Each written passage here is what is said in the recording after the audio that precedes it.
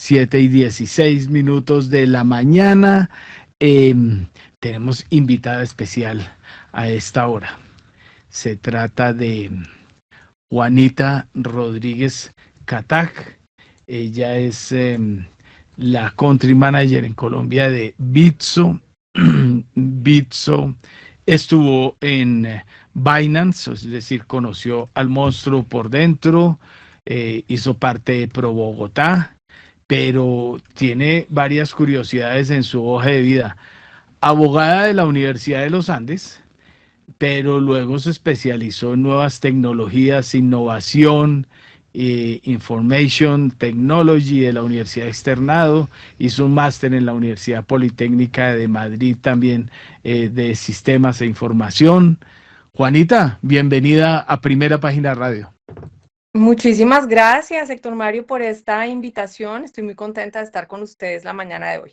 Bueno, entonces, no nos veíamos hace rato, pero hemos estado hasta comiendo pizza, celebrando la primera operación que se hizo con Bitcoin en el mundo, precisamente, la compra de una pizza.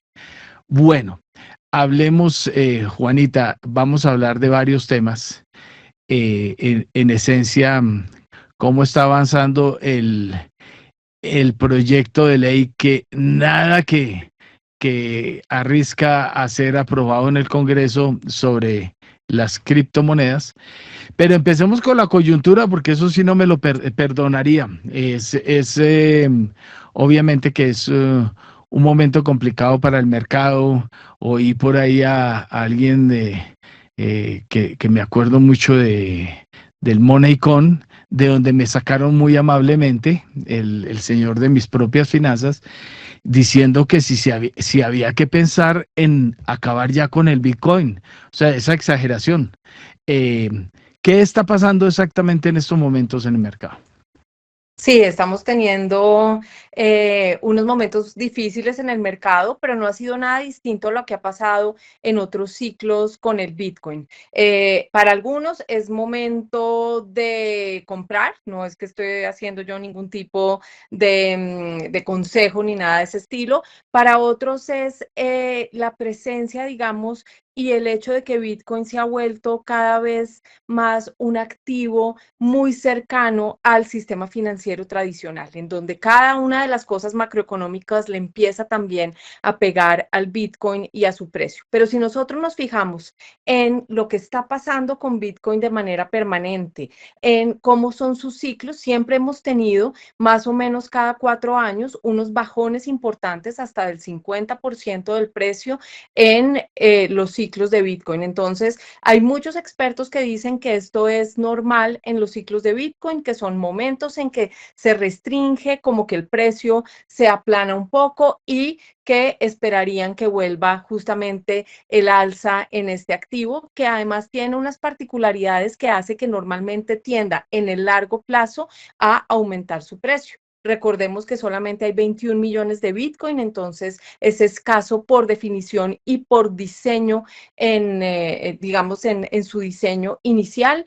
Cada 4 años, además, los mineros de Bitcoin reciben menos Bitcoin al momento de minar un Bitcoin. En este momento estamos alrededor de 3.5 Bitcoins por Bitcoin minado. Recordemos que empezó por 50 Bitcoins la recompensa que recibían inicialmente. Esto hace también que haya menos Bitcoins en el mercado y recordemos también que más del 90% de los Bitcoin ya se minaron, lo que quiere decir que hay poco en el mercado y que hacia futuro debería, por su diseño, tender a crecer. Entonces yo creo que es un momento que no necesitamos tener pánico. Hemos visto otros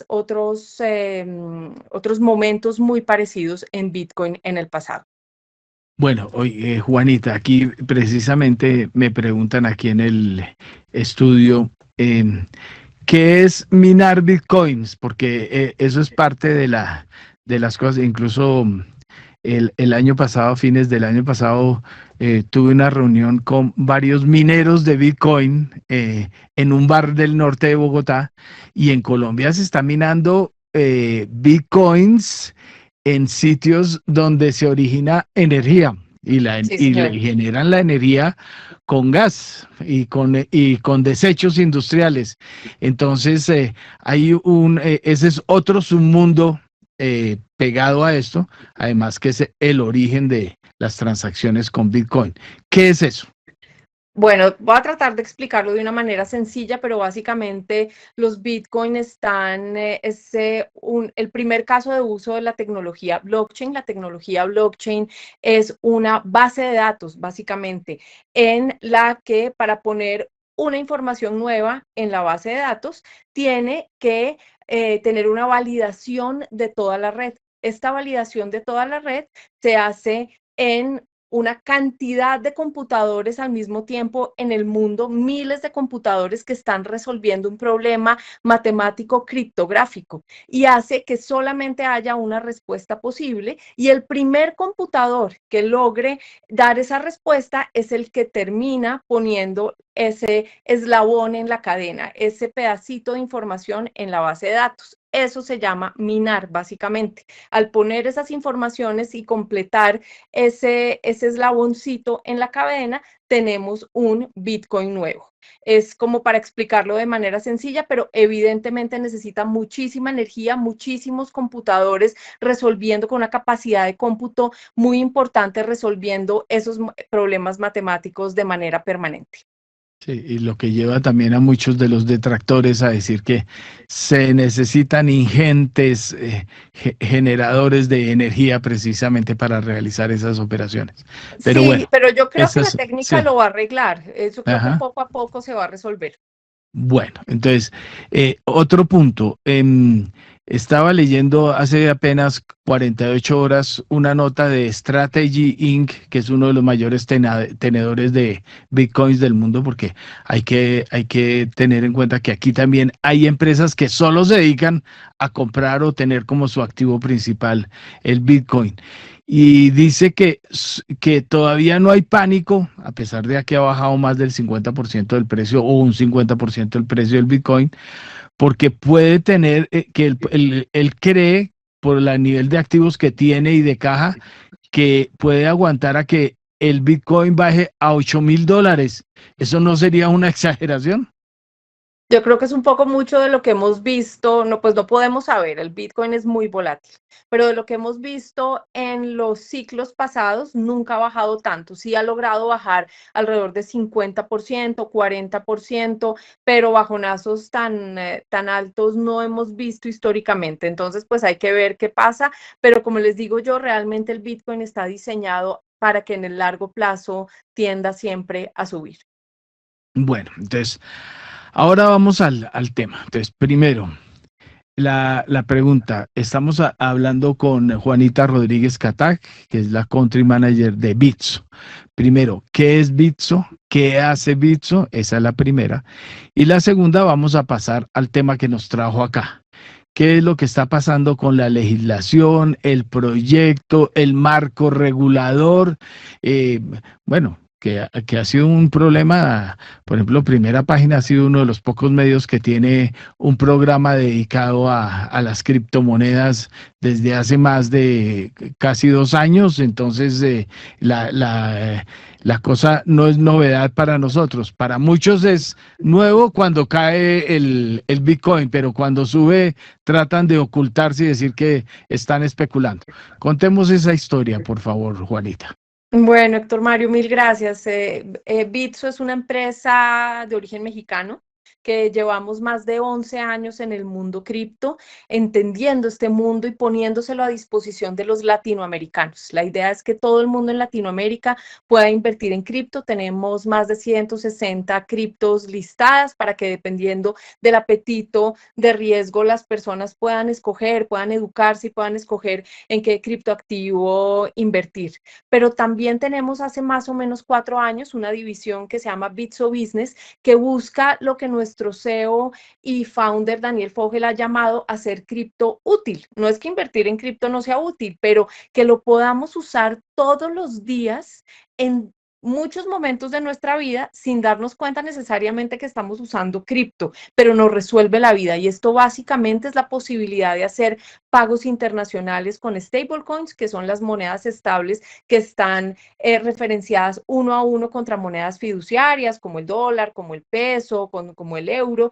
y que permite hacer pagos internacionales de manera más fácil. En México en particular, para dar un ejemplo de lo que hacemos en México, nosotros procesamos el 10% del canal de remesas entre Estados Unidos y México, que es el corredor de remesas permanente más grande del mundo. Y lo hacemos para que las personas puedan recibir sus remesas más barato y mucho más rápido gracias al uso justamente de las monedas estables, de estos stablecoins. Hacemos también, ayudamos a los freelancers a que reciban el pago que les hacen las grandes empresas de tecnología en el mundo. Y esta es una división muy importante que tenemos en Bitso. Y poco a poco en México ya hemos comenzado a volvernos más, es una plataforma de inversión, una plataforma donde las personas pueden gestionar su bienestar, su riqueza, sus ahorros, sus entradas, digámoslo así.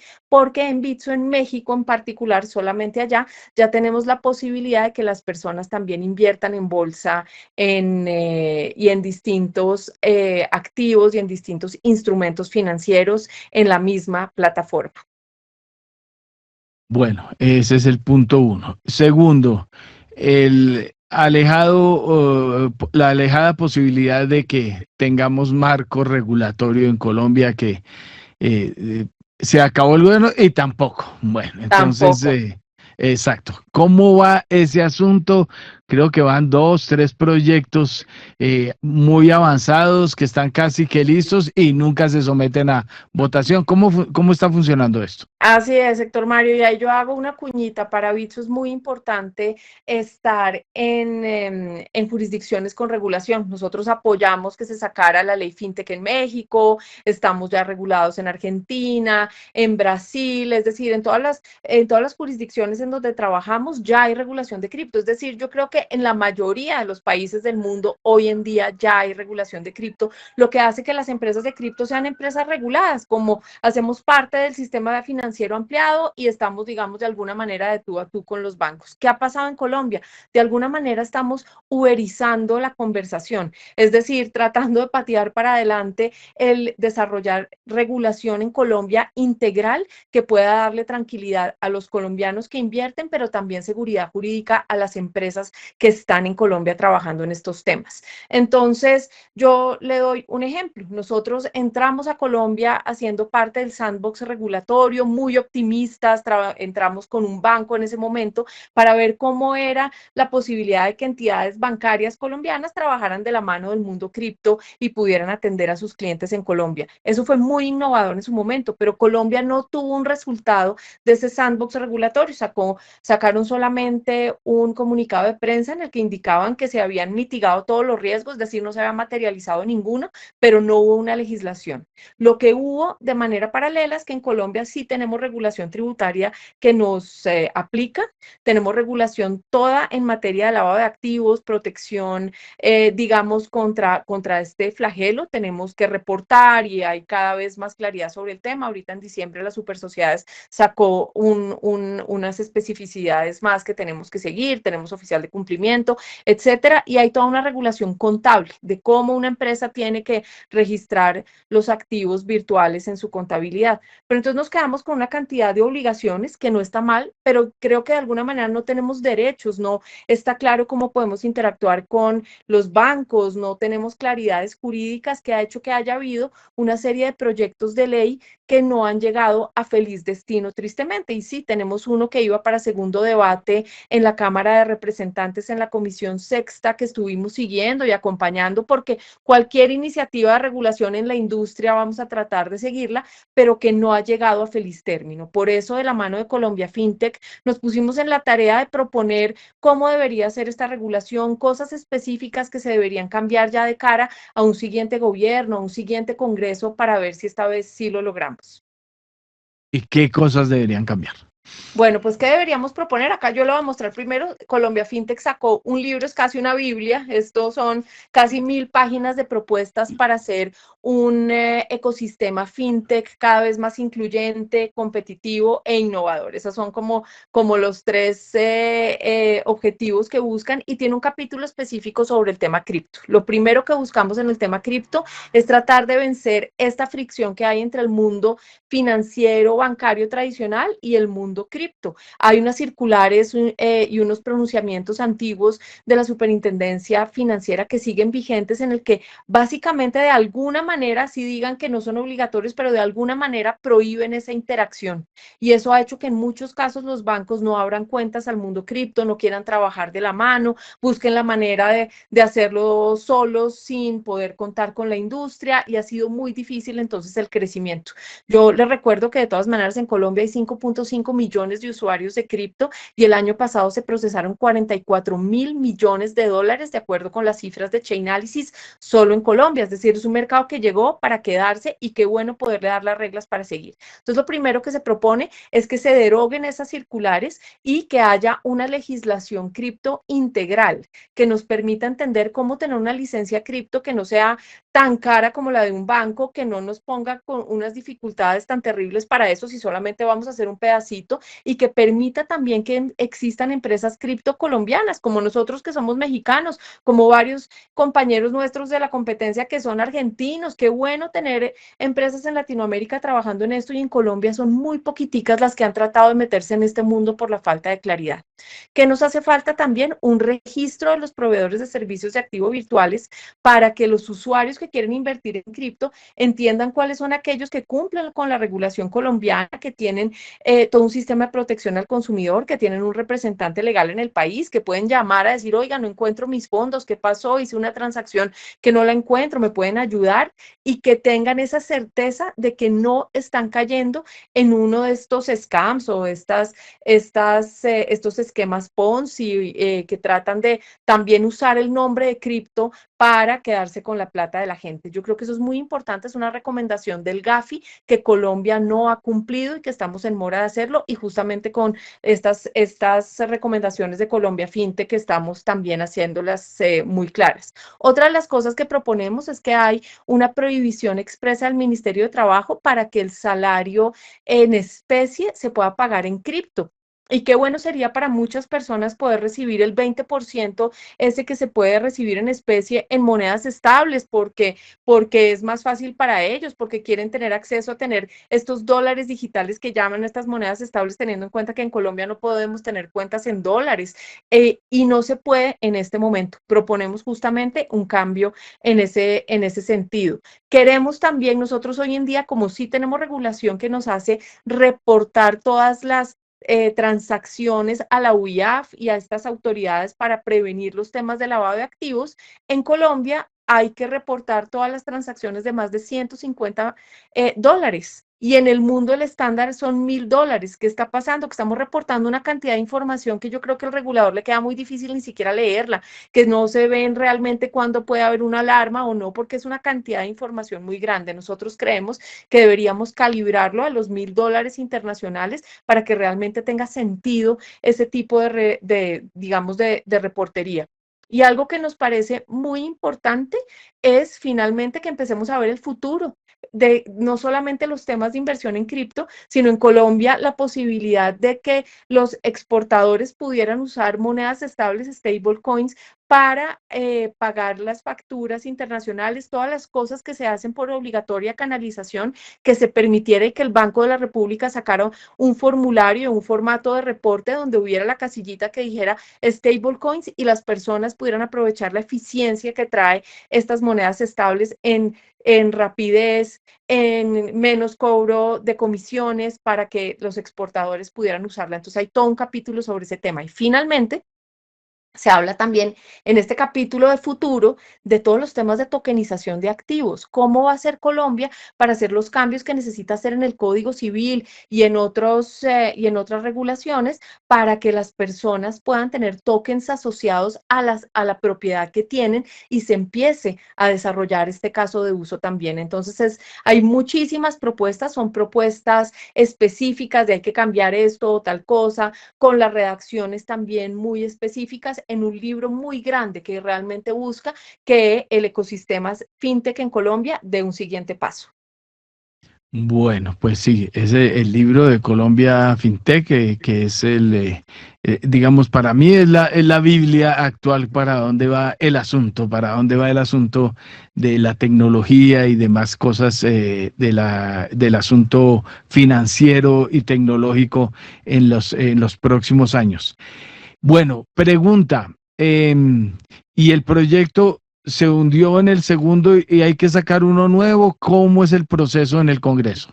Bueno, pues no se ha hundido, está esperando segundo debate, pero no ha sido anunciado para segundo debate. Todavía tiene tiempo en la siguiente legislatura, podría todavía discutirse. Hay que ver qué pasa porque cambia el Congreso, cambiaría nuevamente entonces ponentes. No sabemos si de aquí a final de esta legislatura hay ambiente para poder discutir algunos proyectos, porque también vemos que están muy en este momento en campaña, está difícil lograr que lo pongan en el orden del día. Entonces, pues la verdad, estamos más apostándole al futuro, ojalá al siguiente Congreso o que lo retome o que presente uno nuevo para poder sacar adelante este tema. Pero con todas las propuestas que traemos acá, hay cosas que desde el Ejecutivo también en el libro de Colombia FinTech se proponen que se podrían hacer muy fácilmente en los primeros 100 días de gobierno y que no requieren un proyecto de ley en particular.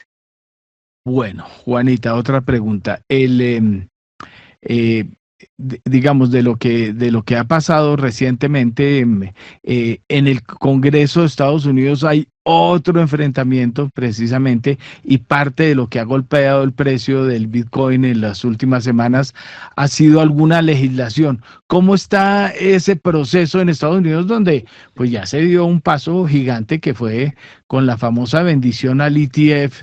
El mercado entendió que era un activo que estaba metido ya en el juego y que no tenía muchos problemas, pero hay quienes están oponiendo a esa legislación. ¿Qué es lo que está pasando en Estados Unidos? Bueno, en Estados Unidos yo creo que de todas maneras es muy positivo en general lo que ha pasado, tener el Genius Act del año pasado que le da como toda esta vía libre a poder tener stablecoins y a que Estados Unidos siga siendo el dueño del comercio internacional al sacar adelante esta legislación. Yo creo que fue muy importante. Y sí tenemos ahorita algunas discusiones alrededor del Clarity Act, que es justamente definir cuándo estamos hablando de un security, cuándo estamos hablando pues ya no de un bien, digamos, como de la bolsa o financiero en este caso y que no debería estar en la SEC y poder definir la naturaleza de los activos virtuales. Hay una discusión sobre el tema, pero yo la verdad creo que esto va a ser algo que se va a poder resolver en el corto plazo y que podremos también tener claridad en la materia. Bueno, y ahora entremos en el tema que despierta erisipela en muchos. Usted estuvo por la firma grande que tuvo problemas en Estados Unidos, el jefe fue condenado y estas cosas. La gente sigue teniendo temores sobre lo que pasa aquí y se habla poco de eso y yo creo que eso debe hablarse precisamente para que la gente bote esos temores del asunto. ¿De dónde salen quiénes son los dueños de Bitso como para poder uno saber de qué estamos hablando? Bueno, entonces nuestro founder es Daniel Fogel, un mexicano de origen alemán, un ingeniero pilísimo que estudió en Estados Unidos y que se obsesionó con los temas de Bitcoin la primera vez que oyó hablar de este activo. Y Bitso tiene inversión de los fondos más importantes del mundo. Somos una empresa que esperamos en un futuro salir a bolsa. Esa es la iniciativa de Bitso, crecer en Latinoamérica, enfocarse en Latinoamérica Latinoamérica. Pueden buscar todo sobre nosotros en nuestra página web. Somos una entidad que tiene 7 licencias, que queremos licenciarnos en cada lugar donde trabajamos. La licencia que usamos para los temas cripto es una licencia de Gibraltar, pero tenemos licencia también de cripto en El Salvador. Tenemos licencias en todos los países que estamos trabajando, como les decía. Y nada, una empresa latinoamericana que quiere, un unicornio latinoamericano que quiere seguir creciendo en la región. Bueno, Juanita, ahí hicimos todo el repaso, Colombia, el mundo, el mercado, cómo va el asunto, ahí estamos moviendo. ¿Qué tiene que hacer uno para acudir a Bitso, sin que yo esté diciendo que tenga que invertirse o que deba invertirse, sino cómo es Bitso, además porque tiene un rostro en Colombia que es localizable rápidamente? Exacto, si quieren cacharrear un poquito en Bits o invertir en cripto, pueden descargar nuestra aplicación y desde 10,000 pesos pueden hacer, desde 10,000 pesos colombianos, pueden hacer un depósito y empezar a invertir en cripto y empezar a cacharrear en este mundo. Tenemos además muchos artículos de educación, cada vez más recursos en donde las personas pueden entender el tipo de proyectos en los que están invirtiendo y poder definir también su apetito de riesgo. Entonces los invito a que lo descarguen. Una simple última cuñita, Héctor Mario, que yo creo que es muy importante. Se habla mucho de que el mundo cripto es el mundo preferido de los delincuentes y no es así. Yo creo que eso es un mito. Menos del 1% de las transacciones mundiales, del volumen mundial, está referenciado o tiene que ver con temas de criptocrimen, y esto gracias a la gran ventaja que tiene la tecnología blockchain, que es totalmente transparente, trazable, y a la colaboración de empresas como la nuestra, que siempre está trabajando de la mano de las autoridades y siempre recibimos órdenes judiciales o cualquier solicitud, siempre estamos prestos también a colaborar. Entonces yo creo que este es un mundo que tiende a ser cada vez más seguro y por eso es tan chévere, y que ojalá tengamos regulación para que esos actores medio hartos que siempre pueden estar por ahí no encuentren un lugar para ellos en el mundo cripto. Exactamente, para redondear es que las transacciones con Bitcoin, por ejemplo, o con las criptos que se hacen en blockchain u otras plataformas que existen ya, pues quedan registradas. Todo, Lo no, que no nada se puede pasa con el borrar. efectivo, no entiendo el miedo a los $150, sino que han registrado el $1.000.000 que le dio Daily Cop a la campaña del presidente, ¿no? Bueno, eso ojalá hubiera quedado por ahí en la UIAF en algún lado, pero como la dieron en efectivo, bueno. Juanita, gracias por la conversación y bienvenida siempre por acá, y a gastar otra pizza dentro de poquito, ¿no? Invitamos a Pizza y este año también, Héctor Mario. Muchísimas gracias por la Bueno, invitación y fue un placer haber estado con ustedes el día de hoy. bueno, muy amable, Juanita. Daniel Lozano, su mensaje optimista de hoy.